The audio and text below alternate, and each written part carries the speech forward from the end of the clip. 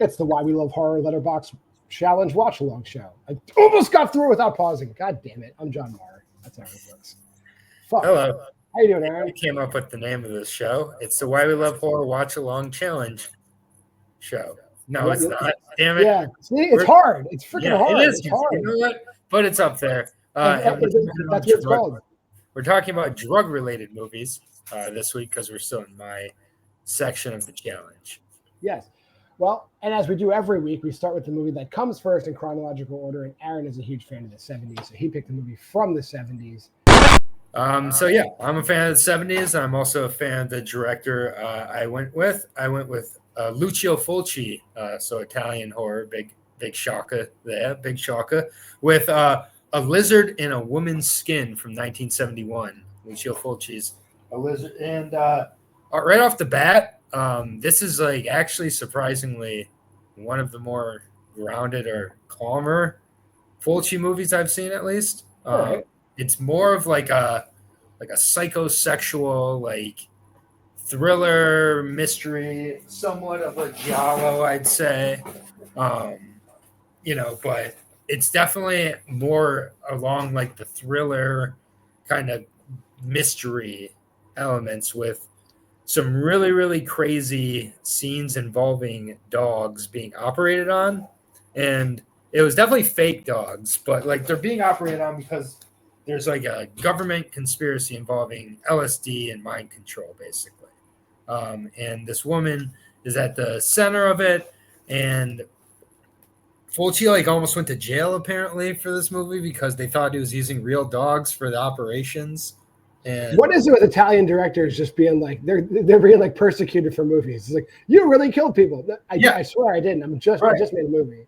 Well, there's just a lot of weird animal shit in all Italian horror that I've watched, including this one. There's some bats, lizards, of course, and it's a trippy one. Like, it's also just very well made, though. Like, I feel like it's one of the better movies. Like, I would recommend this to almost anybody, even not specifically a horror fan. So.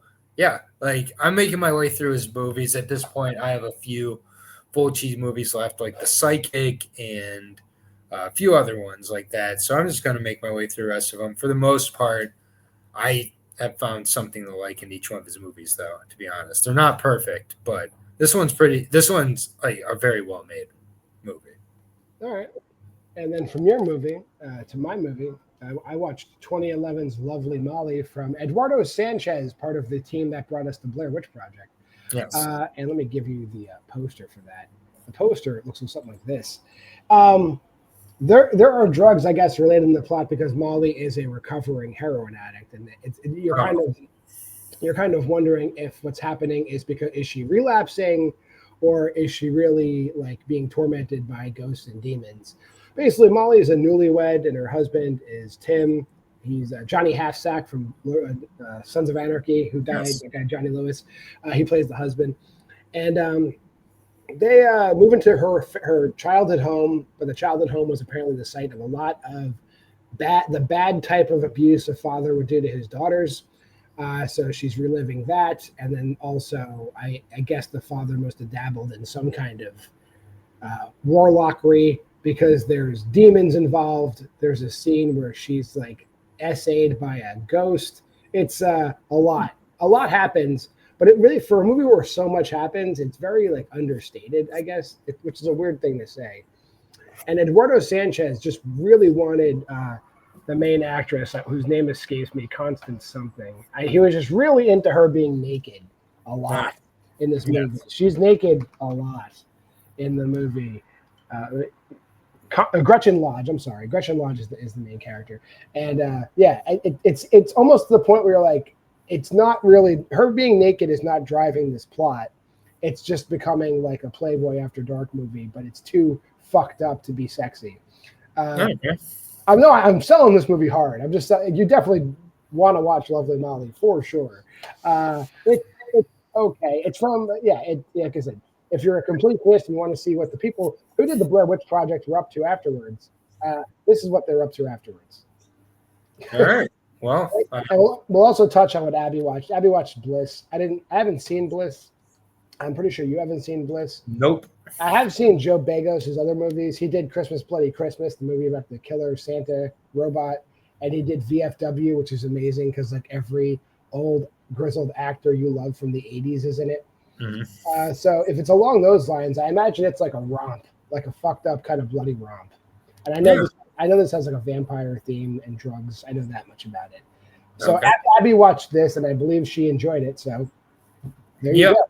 Yeah, and Abby will be back when she returns. But some good times with drugs and boobs for both of our movies. So there's that. Next week we're back doing a Jewish horror, which I mean you'd be surprised. I don't think there's any like outwardly like this is a Jewish horror movie, but there's plenty of horror movies that have Judaica themes in them. Yes. Yeah, if you've not watched The Babadook, here's your excuse to watch The Babadook. But I will be watching The Vigil, which revolves around afterlife ceremony involving Jewish folks and staying with the dead during the 48 to 72-hour period. So it's a Shiva horror. Yeah, it's not Shiva though. It's something. It's something like more orthodox. I'm very, very reformed, putting it mildly. So do not Jewish fact check me next week. But I will not. And I'm watching 1920s The Golem, how he came into the world, which I'm imagining is going to be pretty, at least a cool watch because it's from 1920. Yep, so it'll be good. We'll see how that goes. But until next time, if you're wondering where to find this list, it's there. It's at that website. So if you made this far in the video, like, comment, subscribe, share. Go to the Facebook group at Why We Love Horror and go to the Letterboxd challenge there. It'll be there for the remainder of the year. And I'm going to give you a new one at the end of the year. Schedule here is the schedule here. Monday's Versus. Will and I are going to cover a bad movie, just, I guess, for our own masochism. Tuesday might be Why Liv Loves Horror. She's an 8-year-old girl. She's hard to wrangle. I try to get her to do a video every week, but it's hard. I live her life. Yeah, she's living her best life within one block of my house. Right. Wednesday, Aaron and Wines. I believe you're still going to be doing. We're on the 5th.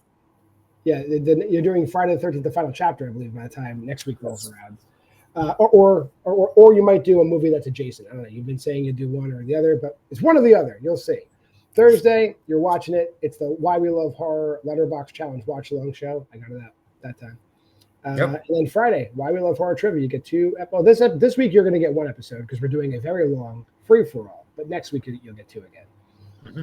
Until next time, I'm JWMaher, and that's Aaron Brooks, and this has been the Why We Love Horror Letterboxd Challenge Watchalong show.